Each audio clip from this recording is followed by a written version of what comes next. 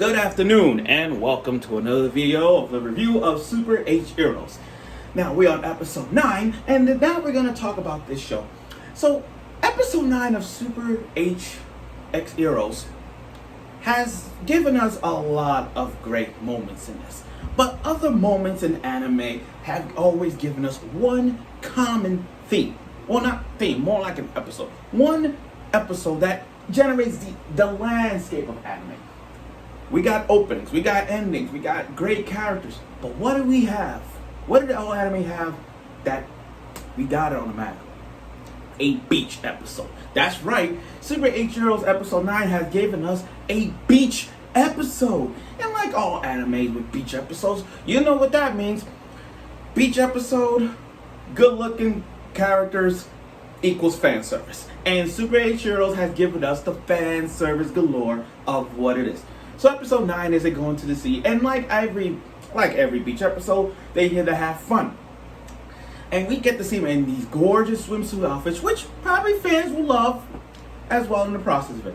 But the only thing that makes a beach episode good is something tentacly, like the tentacle monsters or anything like that. Kind of like how in my head, Dropkick on My Devil, you know, where those tentacles at. But other than that, but like I said, every beach episode, we're bound to see something like octopus, squids, anything tentacly that involves the beach. So as they're in the beach, they stumbled upon these sea cucumbers, and they squirt you know what in their faces, and you know that. And every time I see those sea cucumber scenes, the first thing that pops in my head is one of the most underrated fan service animes out there, because it's not that big compared to like High School DxD or Shimamaro Testament. It's Demon King Dynamo. And if you watch Demon King Dynamo, there was a beach scene where they had a sea cucumber and squirt the woman with the blue hair and the girl in the face. I forgot her name, but if you look up Demon King Dynamo and you look up sea cucumber and you see that part where they squirt squirt all that on the blue girl's face, that's that scene. So when I saw this, I'm like, oh boy, sea cucumbers. The first thing that came to my head was, this is Demon King Dynamo, and that's what they did. But they got these multiple little things that takes the H energy away from them, and that's later on. Now they go to a place, they go to a resort tree, all that kind of thing, and then all of a sudden here come the other branch coming in play. The girl with the eye patch that everybody's like, the one that keeps her face clean because Corona, and you got the girl with the glasses, a new character no less, and you got this girly boy Toma. Now this is where things get a little crazy. When I first saw this character walking towards Rito, my first thing that came to my mind was, this gotta be a trap or a reverse trap. You know how you see a character firsthand, you see their face. But then when they look at the body, like, that's a girl.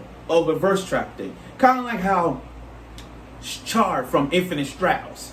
Like, that's the boy, but then it ends up to the girl. You know what I mean? It's those type of things that will fool you. So I kind of had to wait out to see what, is this a boy or girl thing. And like, even if they say it's a girly boy, I'm like, no. I'm going to wait out and see what this character is before I say, okay, best boy or best girl. No, I have to wait. I have to wait and see that. But other than that, so other branches came in, and they're also working with the Saitama branch just to stop this sea cucumber monster, I'll call it like that. And what it does is takes all these cucumbers on them, and it take all the H energy, meaning censored. Yes, they censored everything. Like, we can't see their boobs. So they took all the sea cucumbers and put it on every part of the body just for show. And you hear all the moaning of it. Now Reto, he can't do it because they were taken out of they were put it on his back, so he couldn't do much of it. But he didn't know that. So now it was up to Toma to do it, even though Toma wanted to watch the coach do it. Now, each character has a special, unique trick to get roused. Everybody has a trick of their own to exploit their fan service, their energy out of their proportion. With Toma on the other hand, he got this kind of ability where he sees fan service and generally explodes, like he just Kind of like Aoyama in My Hero when he the laser beam. The only difference is he does it from his junk and explodes it. But that's kind of, but he's kind of like a young Sota. I don't know why, but he's kind of like a young Sota. But that's he's kind of like one of those young boys. Like when he first watched something so fan service, he gets a boner so hard that he explodes.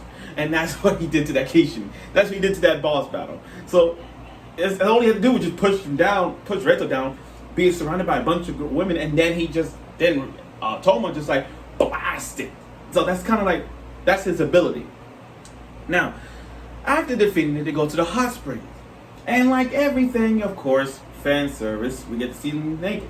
But due to censor version, we can't, I feel sad for y'all, we can't get it. We have to wait next year.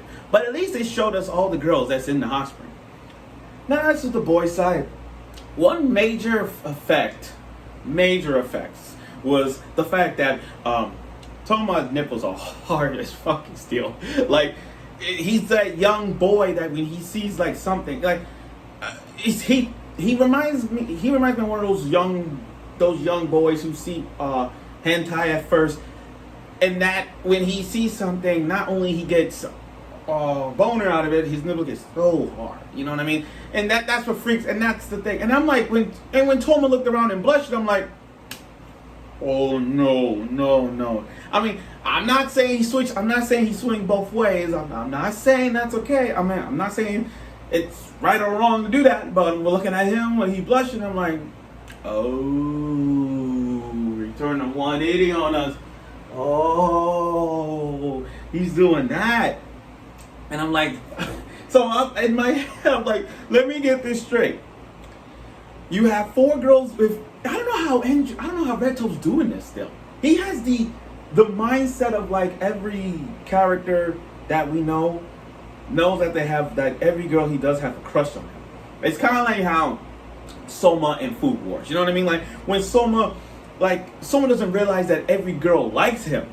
And it's like, I think there's like 4 or 5 girls liking him. Same goes to Asa from Black Clover and all that stuff. But that's what, he pulled off one of those shonen characters where he doesn't realize that the girls like him. So we look at this, he get the girls just like that. Compared to like how Issei from High School DxD goes, or the MC from Shimamaro, or Basuda from Shimamaro Testament. This guy is that lucky to do so. I mean, just look at it. He got 4 from his Saitama branch, 3 from the Tokyo branch, and a young girly boy. That's 8 right there. Plus, if you count Cha-Cha in the mix, the princess, that's 9. Literally, he got 9 girls on his... No, not 9 girls. My bad. He got, 4 females, an alien princess, and a girly boy. That's 9 characters that's liking him right now. Am I doing it right? Hold on. 4. My bad. 8, 9, 10. My bad. 10. Yeah, he got 10. I'm making sure I gotta make 10. I gotta make sure I do my math right. I don't want to be like too much stuff. But like I said, he got 4 from his team, 3 from the other team. The girly boy. Yeah, the girly boy. Oh shit, I'm miscounting. I am so off the edge. My bad. Rewind. 4 from his team, 3 from his branch, 3 girls from the branch. Cha-Cha, that's 8. Bear with me on this one. 8. And now girly boy. So it's not. Yeah. I got it right. Yeah, I'm pulling it right. Yeah. But he's just doing this like this guy's that lucky to do so. And then it kicks in, and then the ending shows where the uncle is making battle suits for them because the war is getting serious. The war is getting serious.